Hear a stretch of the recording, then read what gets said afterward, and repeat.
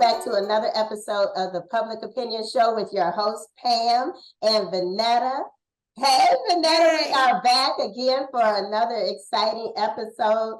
And what's been going on with us? What's been going on with me is I have been suffering, and I think you did too first. I've been suffering from what I'm calling a hybrid, a voodoo hybrid devil cold. Because this is one of the worst colds I've ever had. It lasted, usually a cold will last like 2 or 3 days. This cold has been, it's just relentless. It's holding on. And that's why I said it might be a hybrid or something. You know, I don't think I had COVID. Well, I was sure I had COVID when I had it. Yeah. I took the test twice and I felt bad for over 2.5 weeks. My husband's been sick with it a month. He's had 2 Z-Packs. It is a vicious it's a relentless, vicious type of a cold. And you're right, and I stay stuffed up. Normally I can take like Theraflu and I'll feel okay. It didn't care about Theraflu. I went to Sudafed. Now the Sudafed did help with, you know, some of the congestion, but I'm telling you, it was holding on for dear life. I had never seen it. It's a strong one. It's strong. What helped me was that little thing this guy gave me that you put in your nose. Like the saline? No, it's something you run across your nose. I forgot what it's called, but I don't know about that. I swear by it. Zicam. Oh, okay. Well, I don't know, but it was something else. But anyway, we are getting really towards the end of our season. We only have one show left. We're coming to the end of the year. This has been, you know, it's been an interesting year for me, but I always am just so grateful, you know, for, you know, just another day in life. And so this show this week, we're going to be looking at people who are like starting over, really, you know, trying to get back out there, you know. After dating after divorce or death of a spouse or a significant other. And so this is actually our second time doing a dating after divorce show. So we got a big treat in store for our audience based upon the first show that we had. And we have 2 really nice guests that we have this week. So we're going to get started and meet our guests. First, we have Pamela Poindexter. Pamela is an educator for the Cleveland Metropolitan School District, where she teaches preschoolers. She's been teaching since 2014. She's also a former board member of the Maple Heights City Schools, for which she served 16 years. She's a mother of 3 adult children. She's been divorced since 2015, so she has actually been dating for that same amount of time. She saw a quote on Instagram that she feels fits her perfectly. And it says, "I'm at a point in my life where I no longer have expectations. I have requirements. Respect my time, match my effort, keep your word, always be honest, stay consistent. Those are my requirements, not expectations." All right, I like that. And then we have Dr. Tracy Harris.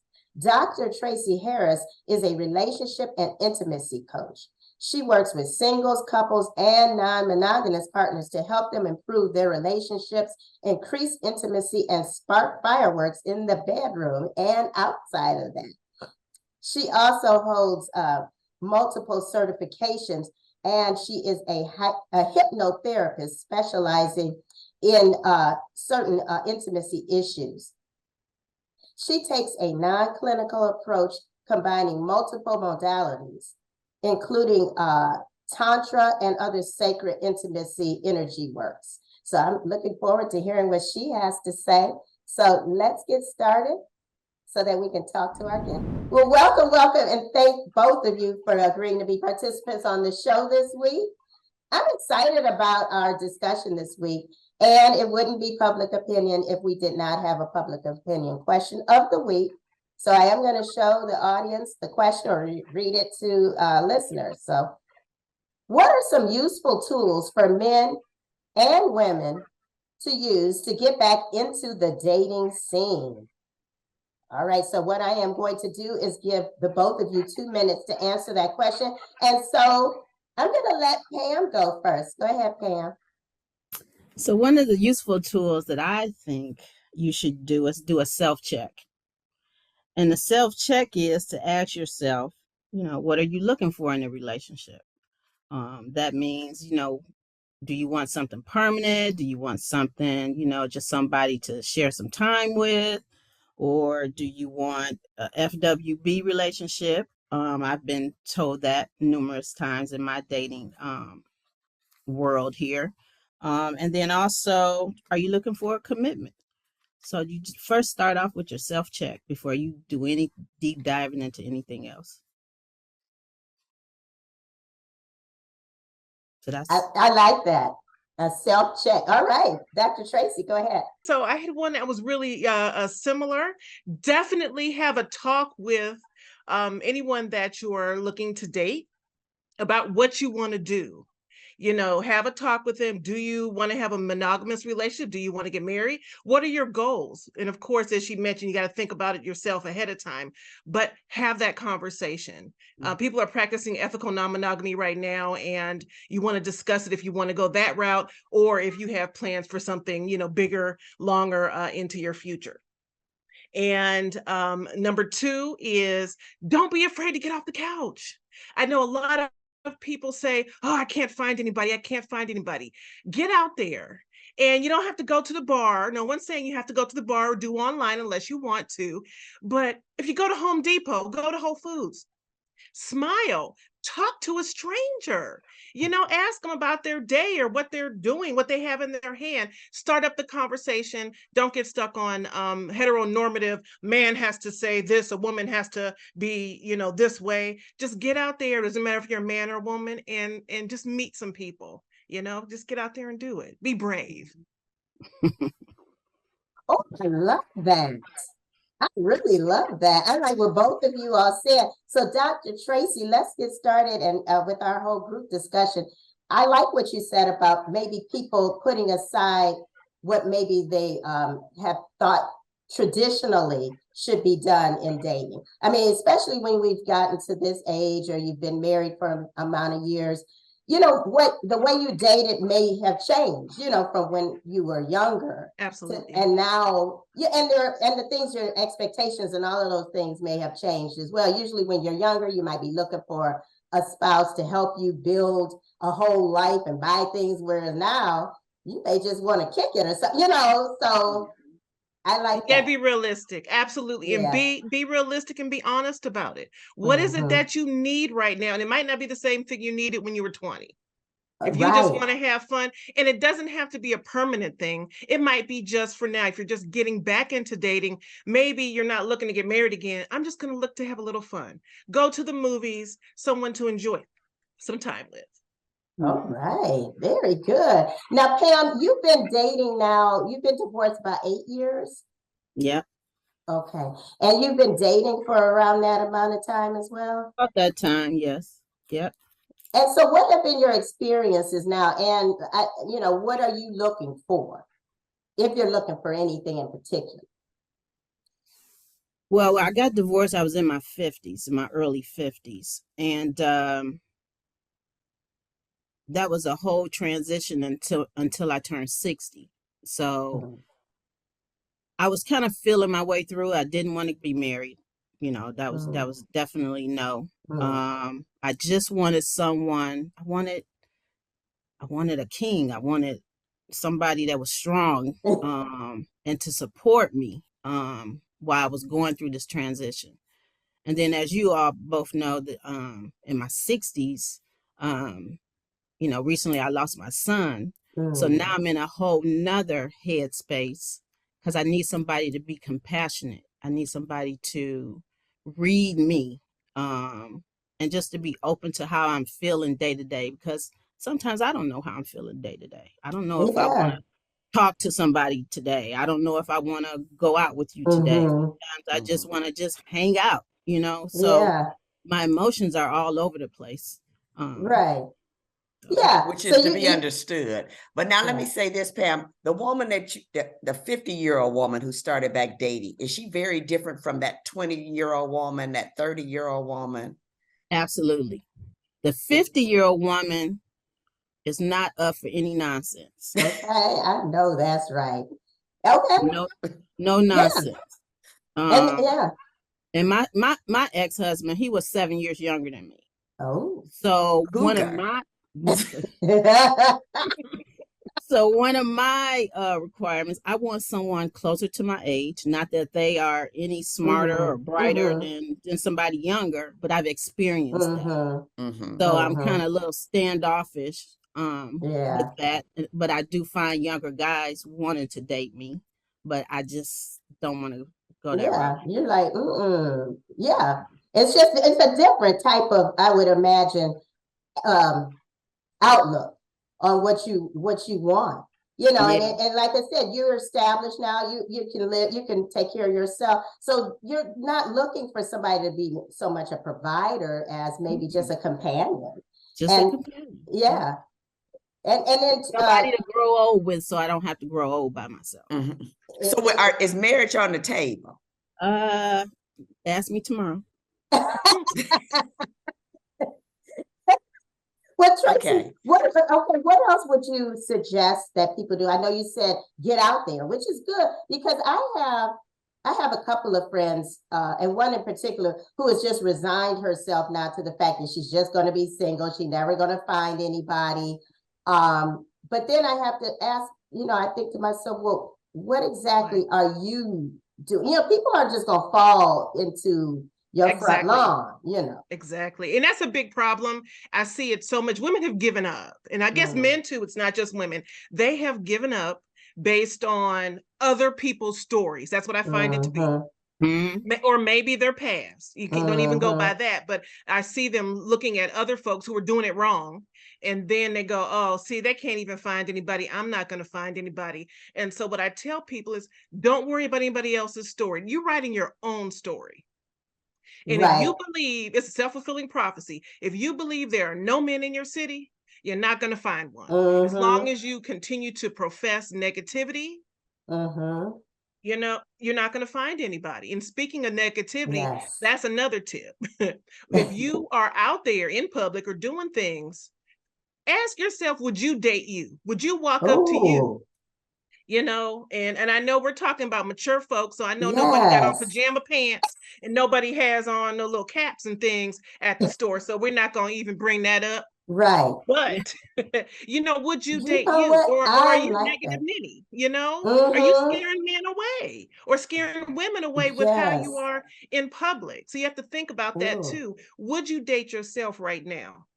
So, or maybe is there some inner work, maybe some outer work that needs to be done? And that's something to really think about, because if you want to track somebody, it starts with you and your mindset. That's number one. You got to believe. Don't listen to anybody else's story about your city, because there are people getting married. I have friends who are over in their mid-50s and up, all getting married after a year or two of meeting somebody. So there are a lot of people getting married and they're mature. So don't believe the hype, as they used to say. Yeah. And it doesn't even have to necessarily lead to marriage. I think people need to find somebody that they are comfortable with and want to spend time with. Absolutely. And if that leads to marriage, fine. But if it doesn't, it doesn't. But I just don't believe people are just meant just to be alone. I think people are meant to have some type of companionship and intimacy as well. But for when I hear women who, like you said, say they just give up, it just makes me kind of sad, because I know there's just too many people on this earth for people just to be completely, alone. But I like what you said, Pam, is you're not going to take just anything. You're not taking just nonsense off of people. Because when say I can do bad all by myself. I can't. Right. But also you're in a privileged place too, Pam. You've been married, you have children. So you've seen what you don't want. Exactly. And you're also seeing out here from window shopping, like what a good marriage could look like when you look at other people, because it's just window shopping. That's right. That's right. But I do think with age comes, like, we know, wisdom, but also it comes with a discernment. Like, I'm okay if I'd rather be by myself than be in something bad. Oh, I like that, Vanetta. Right, to know that you're okay either way. I'm okay. And I think that is really the key.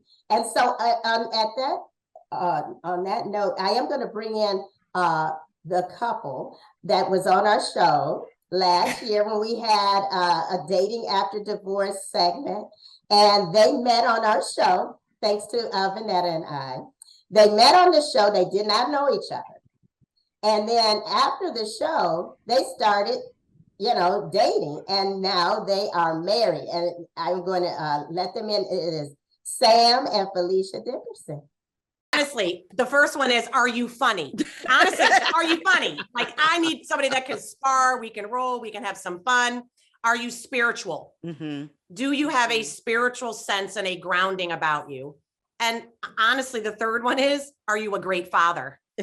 That's what matters to me. Those three things are really the things that I look for the most. Because the rest of it, if we can have fun and we have a spiritual grounding and I can see that you're a phenomenal father and how you are with your children, I am, let's keep going. Let's keep talking. So it's not all about the physical attributes of a woman. I think it's more so about me. Is she spiritually anchored, as Felicia was saying? Does she have a sense of humor? Is she a person who is like patient? And how do we settle differences while embracing each other's otherness? Because we have to have a life of our own. And I don't need someone who wants to occupy all my time because I don't want to occupy all their time. They need a life outside of us, and we have to be comfortable and have a serious trust factor. And also we have to learn how to protect our soil. And those are my expectations of whatever woman the Lord brings to me, because if she's not going to put her 10 toes to the ground and fight with me, see ya. A lot of people on here. Welcome. All right, we have a very special couple here. It's Felicia and Sam Dickerson. I already explained to the audience that you all met on our show. We did This is our first hookup, not our last. This is our first. This is what we are calling Won't He Do It? And so we have Dr. Tracy Harris, and Dr. Harris is a relationship expert. And we have Pamela Poindexter, and Pam has has told our audience she's been dating for about 8 years, and she said what she knows. She has. Well, go ahead and say what that quote was about, Pam. You can say that. It was about not having requirements, but what was it? It was not having expectations, but requirements. Things that I look for in a person, for them to be supportive, honest, all of those main things that make a relationship connect. Yeah.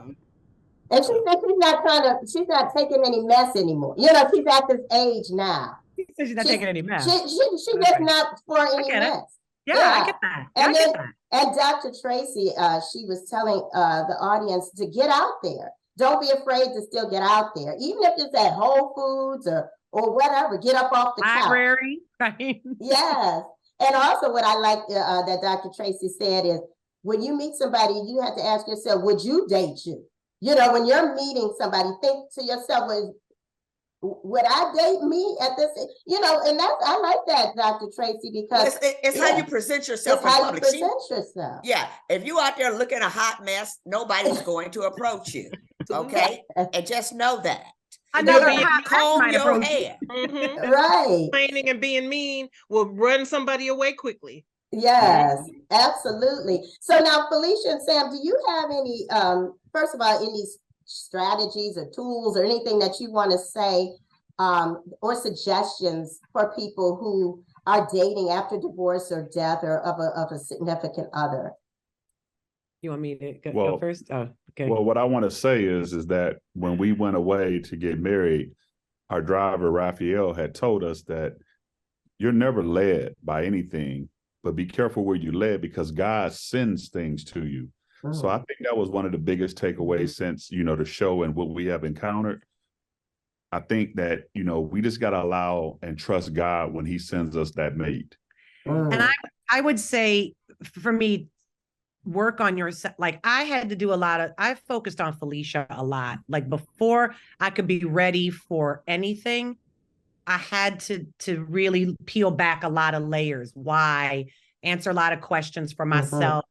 and really look at myself, right? Deal with myself. So before I could even put what I wanted in a man, I had to say, well, what is it, Felicia, that you need to work on? What are those areas for you that you know that you're even ready for another mate? So even in dating, what was my intention to date? Was my intention to date just to date? Was my intention to find a husband? Was my intention to wait for God? What is that? And I had to get really clear on that. And I think that's why when the show happened, I was very clear. I kind of did the same thing, Dr. Poindexter, that you did. I was very specific on what I was looking for in a mate. I put it in my phone. I was very clear. I prayed on God. I visualized it. I did intention and manifestation. I visualized it and then said it. Now I'm just gonna, it's out there now. So whenever it comes, it will come.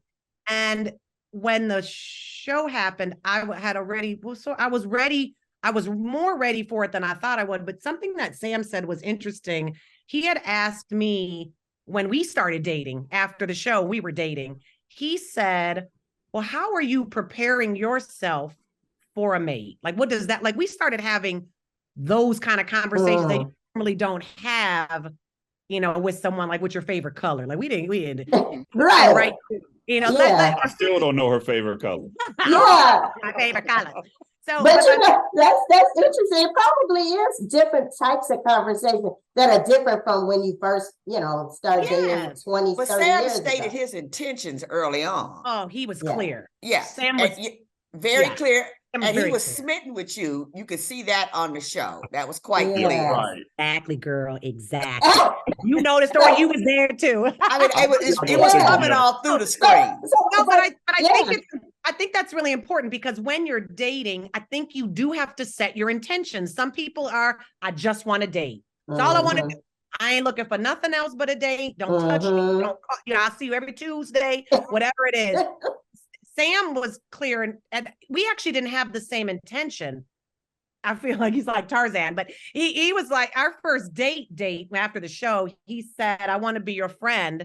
I'm going to then be your best friend. And then I'm going to make you my wife. This is literally what he said to me on stage. I thought that man was crazy, but he did. He did it. He did it. But I think making your intention, no, because listen, if I wasn't willing to do that, I would have said, that's really not what, you know, that's not my intention. He kind of, it's not what I'm looking for. I think that's what dating looked like for me after divorce. I had to get really clear on what and that's good, because that's what Pam said. Pam said she's clear about what she wants. And that's why I think it is helpful if you know what you want going into it, because that cuts out a lot of time that's wasted. You know, I've walked away from a lot of relationships because we weren't on the same page. You know, I like I said, I had somebody, you know, I thought he was God sent. I mean, he was there with me through my death of my son, supported me, but then just like a switch just switched. And we had that conversation, you know, what are you looking for? And he said, I'm just looking for friends with benefits. Okay. Hey, I respect that. That's not, I said, that's not going to work for me. That's not me. I respect that. That ain't me. You tell me you're going to constant service. Now, Dr. Tracy, after hearing now of what Felicia and Sam have said and Pam have said, from a clinical perspective and from your professional perspective, what do you think about that? Or are there other things that people also should be doing? Well, they're absolutely right. They're very, very important. You got you gotta say what you want, be open about it, and you got to really listen to what the other person's saying. I know sometimes, and I don't want to make it negative, but sometimes they're not gonna really tell you. You got to look for the clues. You got to look for the red flags. You got to listen and do a little homework online and check things out. So you want your friend Felicia to help you if you don't know how to do that. What that other person wants also, but you should be having that conversation. And it's okay to say, well, you know what, I'm not headed straight for marriage right now, but you can change your mind along the path as long as you speak up. And the other person should do the same, but that's also part of the conversation. Now, is it Felicia? Yes. Yeah, you mentioned something and you kind of touched on working yourself. This is a big one, a really, really big one. The healing process. If you are looking to date, either you're healed from the divorce, the grief, the abandonment, or in the process of it, or else you're going to carry so much baggage into that relationship, it can potentially destroy it. So you definitely want to get on the road and look at yourself first in many different ways. But healing is a big one because, you know, at a mature age, there's a lot there. And some people have never even started the process of healing ever. They are at the beginning of that. And then to get divorced and walk right into a new relationship, it can be, you know, it can, a lot of things can come up during that. The triggers come up during the good word. So good word. Definitely say, you know, get on that path of healing. And if it's not something that you can do alone, then with a therapist, then with a relationship coach, someone who's qualified to help you with what you need. I like that. If I may, Pam, if I may. Yes. What I want to say, because when she said triggers, I thought about triggers and bullets. And the thing is when you're in a relationship and you're going into a new situation, when that person hit a trigger, I would encourage any and everyone listening is, why is this affecting me? Understand why this is affecting me, because if you associate that person with everyone else, now they in the same boat. But we are each other's healer. We have to remind each other that when you have to have those hard conversations. What would I benefit from doing this to you? How and why? If we're partners and I'm on your side and you on my side, why would I turn my back on you now? Help me understand what's going on inside of you when you in the intense fellowship with your mate. I was going to say, Sam calls them intense fellowships. We have intense fellowships. Yeah. And that way we allow each other to become more vulnerable and understanding to it. And we always want to take accountability for the other person's wounds. We didn't cause them, and we've got the space and the autonomy to work through it, but keep that space open for accountability. Oh my goodness. I'm so glad you said that. It's so interesting because I look around, I'm looking at our faces. This is also like Black Women's Guide After Dating is what it looks like. And Sam's our special guest. But I have to tell you, and I say that for this reason. I felt that dating after divorce, first, look, my first divorce, I created that I had some sort of a scarlet letter, right? So I had some shame around it. I was raising 2 little ones. I mean, it was shame. The second divorce I had, I'm like, well, now you really jacked up. How you gonna get married twice and divorce? Like I had created stories about myself, about my worth, about, you know, being vulnerable would mean I'm weak. Like I had created a story around a lot of the things that Sam is talking about. So when I started to like this second time say, no, Felicia, there's a common denominator here that you're involved in. Let's start cleaning that up. So I I went to I have a coach, a life coach, somebody that I worked with, very similar, that, you know, to start to clean some of that up, to start getting rid of the stories that I told myself, and just to start healing, even from the first marriage. I still had some healing back there that I hadn't done yet.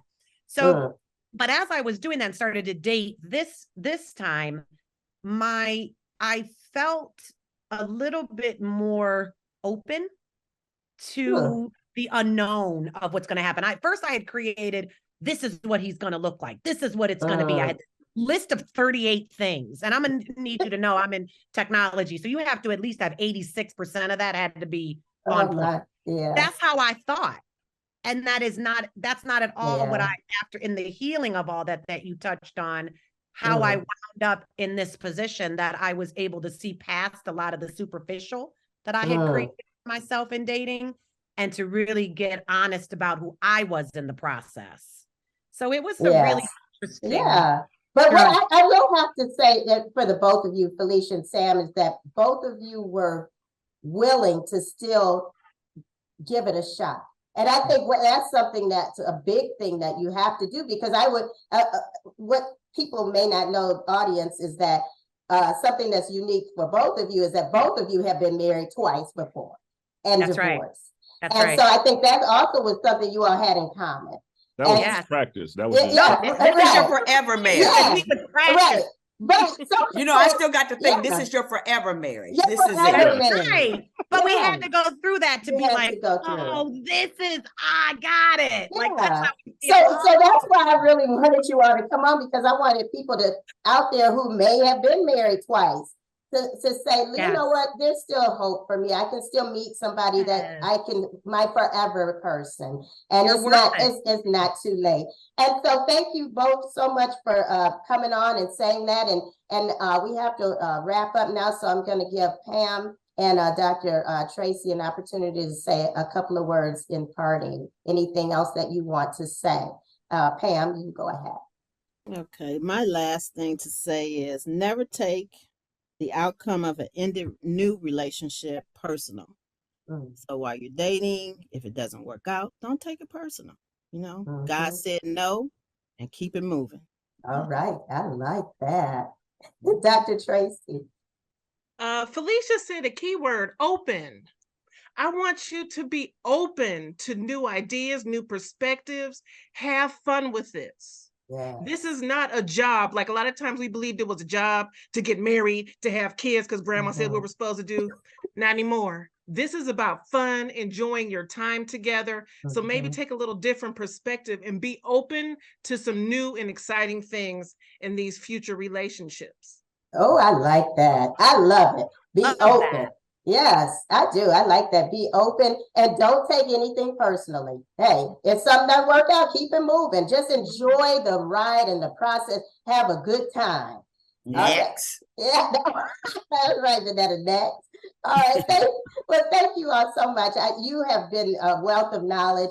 And it just warms my heart, Felicia and Sam, that you all found love on the public opinion. So keep it hope alive. Thank you. Keep hope alive. Keep hope alive. All right. All right. Thanks so much. I'm so This glad. was eye-opening. Yeah, it was. And you know, I like this because I think it gives people hope. And you know, like I said, there's so many people, so many women. And you know, I have friends who are just like, and like, I'm just not dating anymore. I'm just giving up. I've chose to just, it's not in the cards for me, and you never know what's coming. You don't know what's in the cards. Okay. For you. And I don't think God whispers in your ear to say, I want you to be alone. I think God wants you to be happy. And if alone is what is best for you, that's where you will be. And exactly. But don't close yourself off. Don't close yourself off. If you want to be alone just because that's just what you want, then that's fine. But don't think that that is what is meant for you. You know, I just you know what? Years ago, I read something. It says, women, wherever you go, wherever you are, you take you and smile. So when you're in the grocery store, smile. Okay. Every man you see, smile at. And even if he's with his wife, smile, because he may say, oh, I saw the prettiest woman in the store, and tell his brother. Always smile and give a double smile to a man in a uniform. Always smile. But I like when she said is when sometimes you have to ask yourself, would you date you?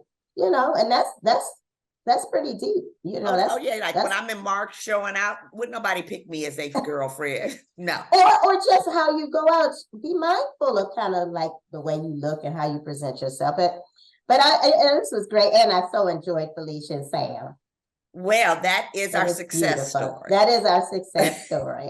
Many more to come. I take full ownership of that. I do. But if you enjoy watching us, if you like this segment, or if you like any of our past segments, continue to follow us on Facebook and YouTube. And if you can't watch the show, listen on the go wherever you get your podcast. Until next time, we'll see you for another episode of Public Opinion. Bye-bye. Bye-bye.